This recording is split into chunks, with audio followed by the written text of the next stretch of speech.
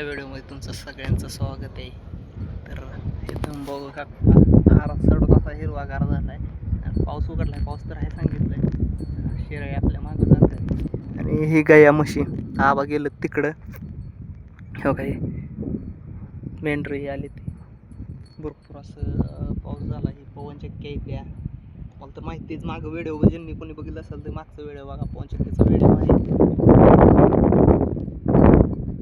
थंड वातावरण झालंय आज.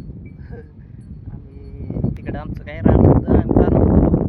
एक जणानं काडी भरून घेतली. काय मालकाचा मालक कोण नसतं या, त्यामुळे विषय नाही. म्हटलं चला आता आलो इकडं, आपलं रान आहे इकडे बी बोलटी की. तर बघा इकडं रान आहे, ते आलो इकडं बी. चला म्हटलं जाऊ इकडं तिकडं. अजून काय एवढा मोठा पाऊस नाही त्यामुळे खायला काय झालं नाही, त्यामुळे थोडं मग इकडं तिकडं करावं लागतंय निवांत. मग चारायची आता इकडून लाईटचं बी कनेक्शन जातंय. शेडसाठी होल घ्यावी म्हणतोय मारून. आलं तर हे मशीन ते ट्रॅक्टरचे आहे ना, विचारून आता बघू. ज्यावेळेस इकडं थांबरावा येईल त्यावेळेस हायवी ती घेतो बघून. 15 होल आहे ती. तर शेडचं बी नियोजन आहे इथं बांधायचं. बघू मग आता कसं, जर आलं तर घेच मग करून. कारण की असं येणार नाही ते. बरं आलीच खाली. काय जणांच्या पेरण्या झाल्या ते, काय जणांच्या नाहीत्या झाल्या, त्यामुळं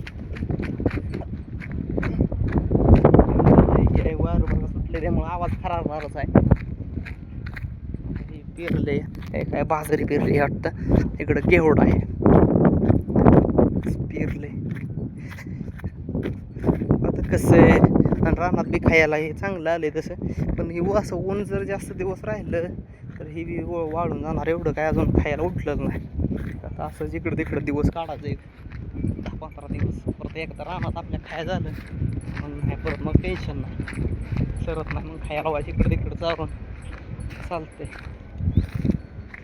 तर बघा व्हिडिओ लय मोठा नाही होणार व्हिडिओ, थोडासा छोटाच येणार आहे व्हिडिओ. येतील पण आस्ते आस्ते येईल आपला व्हिडिओ.